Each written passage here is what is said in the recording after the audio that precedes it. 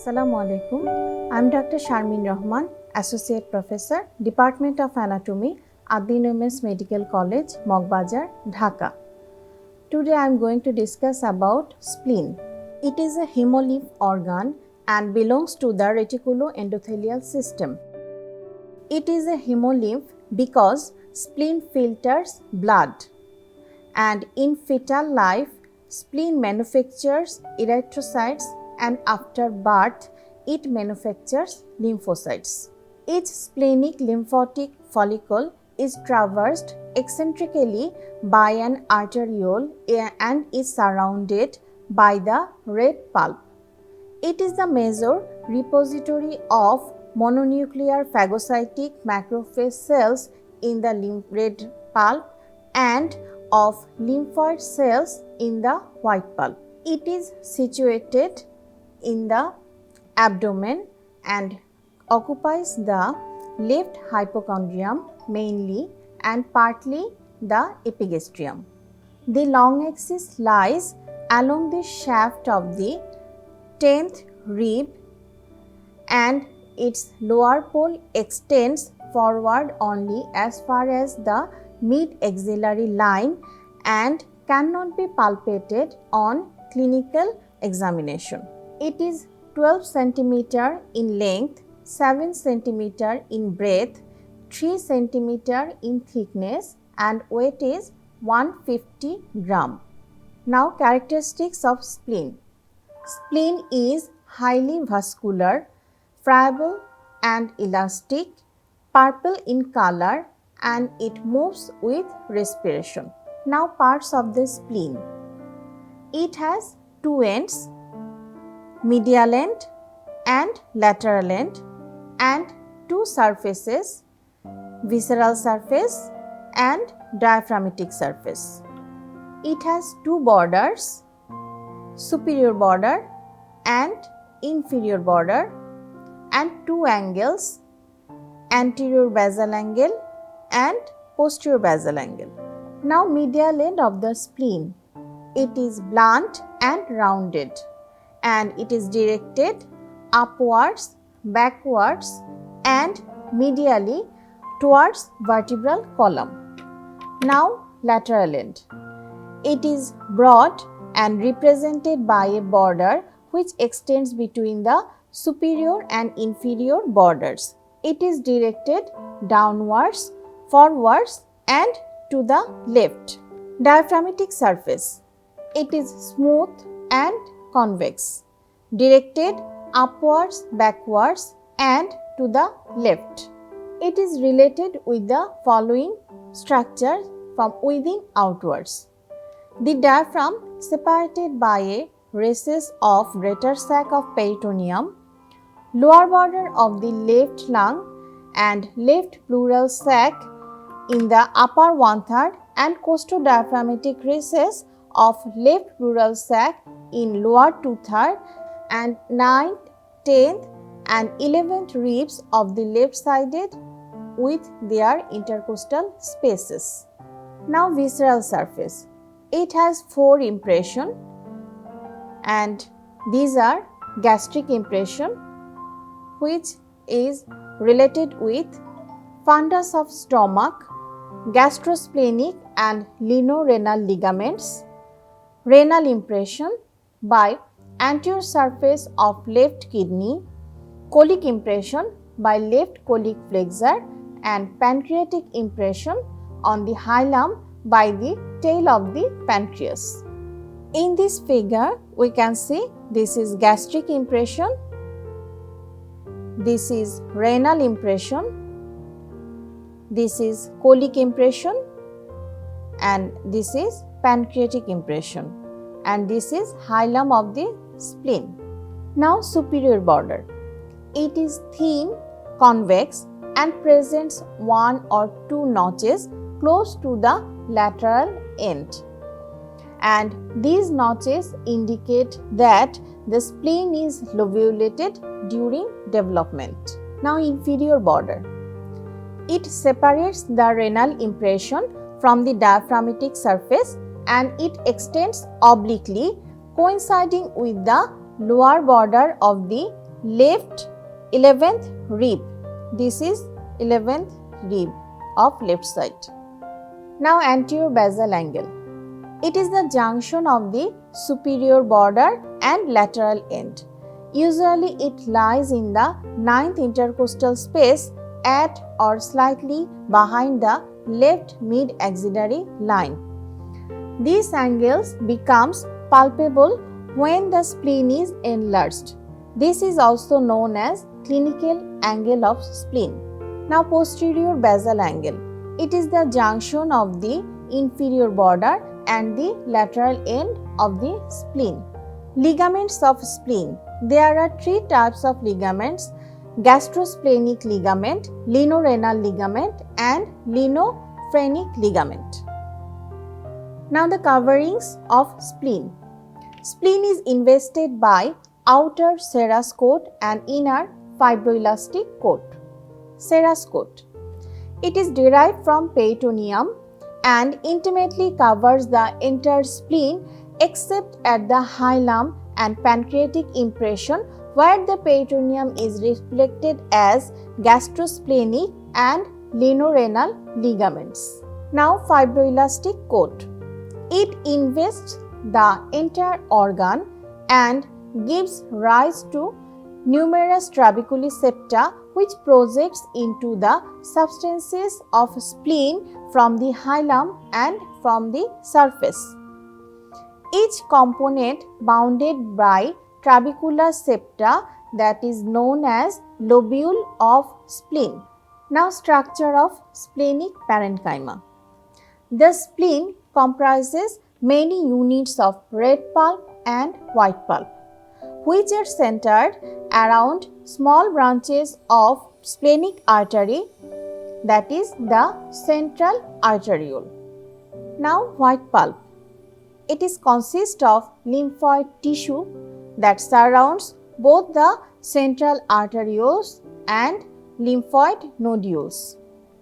Lymphoid cells surrounding the central arteries are mainly T lymphocytes and form the periarteriolar lymphatic sheath, that is shortly known as PALS. Lymphoid nodules consist mainly of B lymphocytes. Each nodule has a germinal center and these nodules are called Malpighian bodies. Surrounding the lymphoid nodules is a marginal zone consisting of many blood sinuses and lymphoid tissue. The marginal zone contains lymphocytes and many macrophages. In this figure, we can see this is a white pulp, this is central arterioles and this is lymphoid nodules with germinal center. Here it is marginal zone and it is periarteriolar lymphatic sheath and these are lymphoid nodules. Now red pulp. It contains splenic cords and splenic sinusoids. The splenic cords contains a network of reticular cells or reticular fibers that support T and B lymphocytes, macrophages, plasma cells and many blood cells. The splenic cords are separated by wide irregular shaped sinusoids. Splenic sinusoids are lined by elongated endothelial cells separated by relatively large intercellular spaces. The highly permeable splenic sinusoids are surrounded by incomplete basal lamina. In this figure, we can see this is red pulp, these are splenic cords and these are splenic sinusoids. Here we can also see these are splenic sinusoids. Now arterial supply of spleen. Spleen is supplied by the splenic artery, which is a branch of celiac trunk, which is a ventral branch of abdominal aorta. And this splenic artery is a functional end artery. In this figure, this is the splenic artery. This splenic artery is tortuous.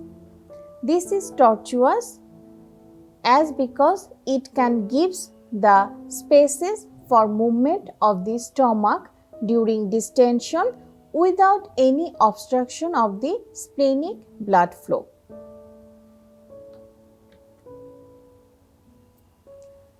Now, mode of arterial supply.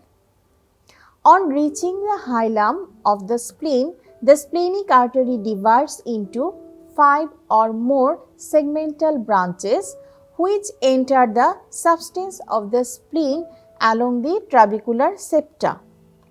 Each segmental artery subdivides into smaller and smaller branches which run through the trabecular septa in the interlobular spaces.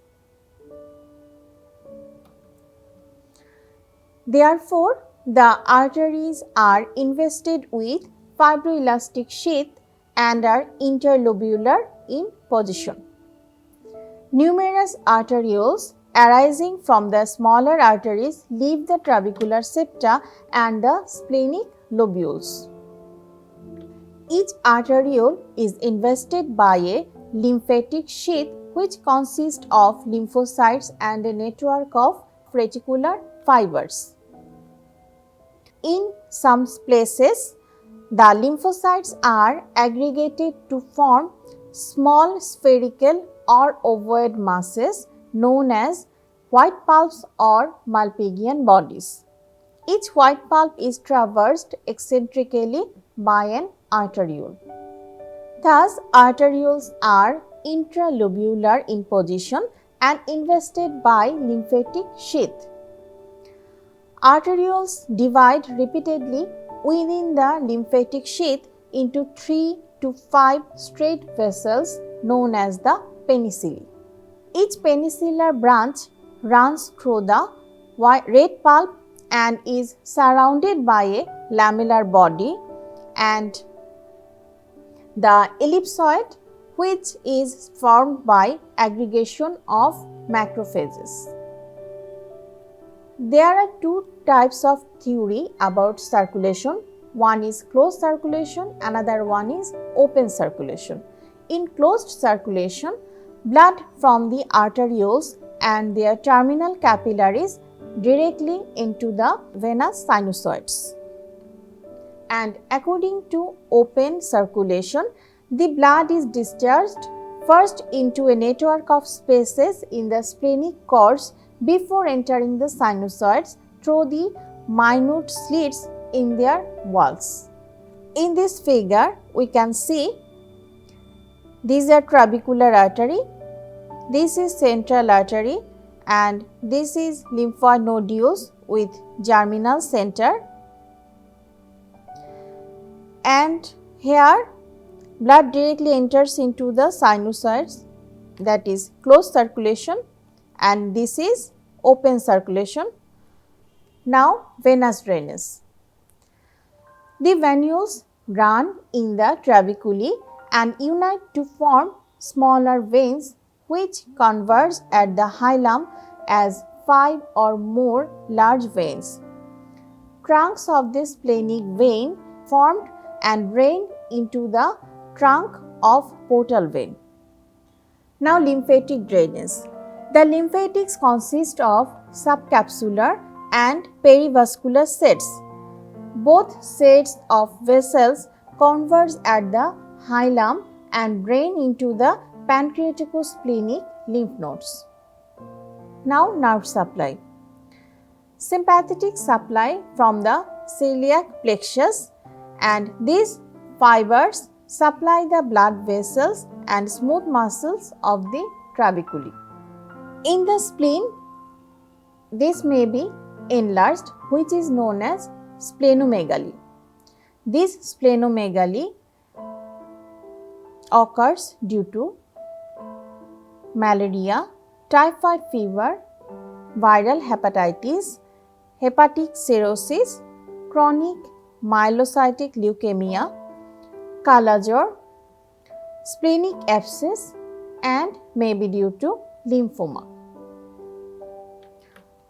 And in this figure we can see this is the size of a normal spleen and this is the size of the spleen due to splenomegaly.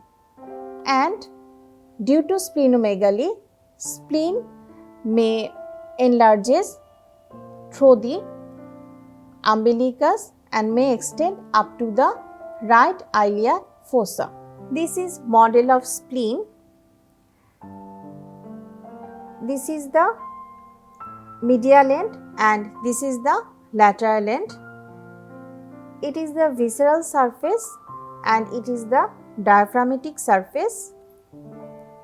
It is superior border which is marked by 1 or 2 notches, and this is the hilum of the spleen, and here it is splenic artery, it is splenic vein, and in the visceral surface we can see it is the gastric impression, it is the colic impression, and it is the renal impression, and here in the hilum here is pancreatic impression. So that's all for today and see you in the next time inshallah. Assalamu alaikum.